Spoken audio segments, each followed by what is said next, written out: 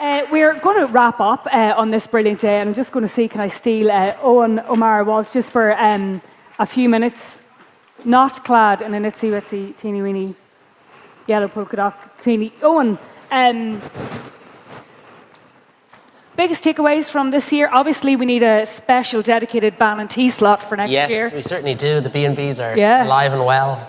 I think it's been a great day. I mean, I think it's a great testament to our industry that we can bring so many people together in such a sort of a coherent way. Everyone's singing pretty much from the same hymn sheet. You know, there's a lot of disparate businesses in the room, kind of managers, leaders within tourism, but we're all kind of pulling in the one direction. We're all trying to showcase the best of the country to a domestic market and an international audience. Optimistic about what the Minister had to say this morning? A bit like Jim said, I was very impressed by the Minister. You know, I thought he had a refreshing business perspective. I think he was a straight talker. I think he probably has an uphill task to deliver everything that he wants to deliver. It might take a couple of budgets, but I think he's on our side. I think, you know, ITIC has long campaigned for tourism to be moved to an economics portfolio, and I think you can already start seeing the benefits of that. But, you know, there have been a few wins in terms of lobbying and case making recently. You know, the Dublin Airport passenger cap, there's going to be legislative intervention.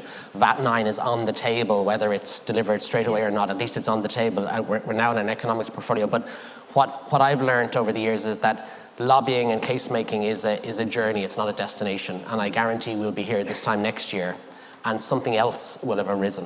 So I think that's why it's so important to bring everyone together today to really make the case that we are a unified, coherent sector and a credible sector as well. And it's been said many times before, but we're the largest Indigenous industry, the biggest regional employer. The industry works really well with the agencies. Great support today from our sponsors, Fáilte Ireland, Tourism Ireland and AIB.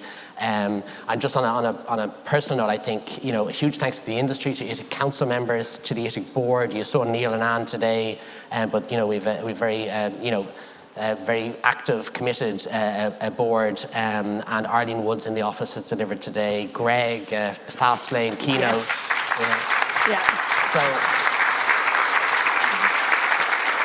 and also, I'd say, Dearbhail, a big thanks to you, because, you know, I can only imagine how exhausting it is to be here to deal with everything. Thank you. And you know, I think Dearbhail makes it look very easy, and that is not an easy thing to do. So I was saying to Eoghan earlier, it's kind of like studying for your A-levels, trying to get up to speed on it. But look, it is a pleasure as always, and thank you very, very much.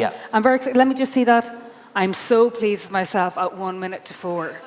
To be saying to you all, thank you. I'll let you go on. Thank you very, very much. Because that's a wrap.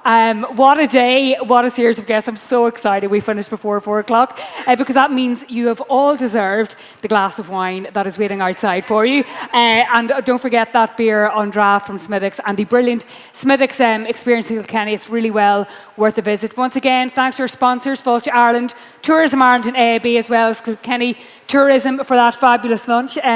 Bang on the dot at 4 o'clock. If you do want to look back and absorb recordings of the conference, will be available on the ITIC website in the coming days. What I do know from doing this 86 years in a row is that this wonderful industry has survived everything that has been thrown at it, and the new challenges, just like the previous ones, I have no doubt will be overcome. We thank you for your time and presence today. Slán agus Banach Blith.